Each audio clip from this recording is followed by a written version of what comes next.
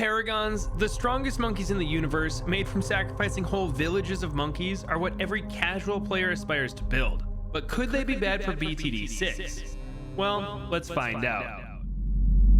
Paragons were first released in Update 27 along with Bloons. It was clear that the new Apex Plasma Master and Glaive Dominus were made to help us beat bosses, but there was one clear problem that most people saw right away. The Dart Paragon was much better than the Boomerang in terms of damage, price, and the ease of getting it to a high degree, as Monkey Knowledge lets us get down one extra Crossbow Master. All of this added up to make the APM a staple of boss events and the Glaive Dominus an afterthought. Fast forward to the next update where the Ascended Shadow was added to the game, and he took Paragon powers to the next level. This guy had incredible damage between his continuous stream of shurikens and massive sticky bombs, plus he had crazy utility by having a passive 50% slow. This made him an instant favorite for popping bosses, especially with the new addition of Lich, but his crazy price tag of 600k and no way of getting easy degrees made him almost exclusively a late game option. So the meta was clear. Get a Dart Paragon for tiers 3 and 4 of boss events and take down the tier 5 with a super high level Ascended Shadow and a VTSG.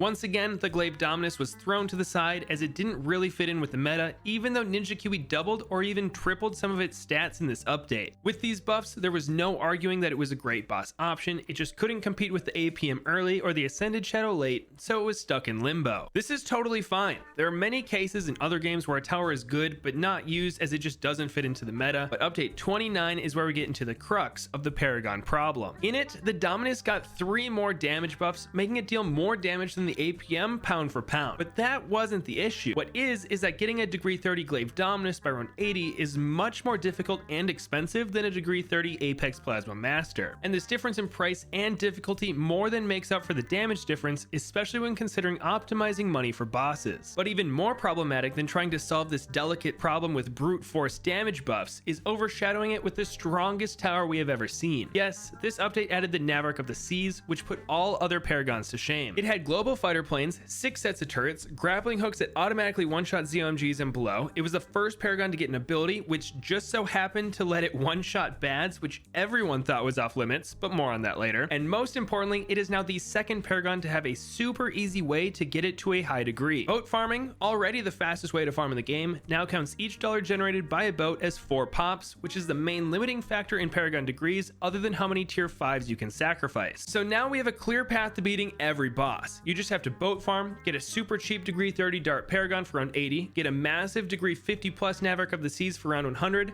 then, and only then, would we think about getting the Glaive Dominus or Ascended Shadow, which you'd only get if you had enough money left over. Luckily, this did get shaken up if the map had little to no water, but then we just went back to update 28 strat. So what's the problem? Well, we have 4 Paragons, but 2 of them are clear standout favorites that are essentially needed to beat elite bosses. You get them first when doing free play runs, and the only time you get the other 2 is if you have extra time and money. Ninja Kiwi has recognized this and has been forcing players to opt for other Paragons for a while now by picking certain maps or limiting what monkeys we can use for bosses. Though this is effective and normally praised by players, it is clearly a band-aid fix instead of a full solution. So how does Ninja Kiwi solve this? Well, we have already covered that this is a meta problem and not so much of a DPS issue. So in order to compete with current top Paragons, new ones will need an easy way to get high degrees and make it worth the price at key rounds like 80, 100, or 120. If this can't happen, then the meta would have to change either by new bosses countering certain Paragons or nerfs to the APM and Navark, making it more difficult to get the extra degrees. This could have fixed all of our problems, but then the Master Builder was added in update 32. This Engineer Paragon is the most expensive one yet, but it does have 2 things going for it.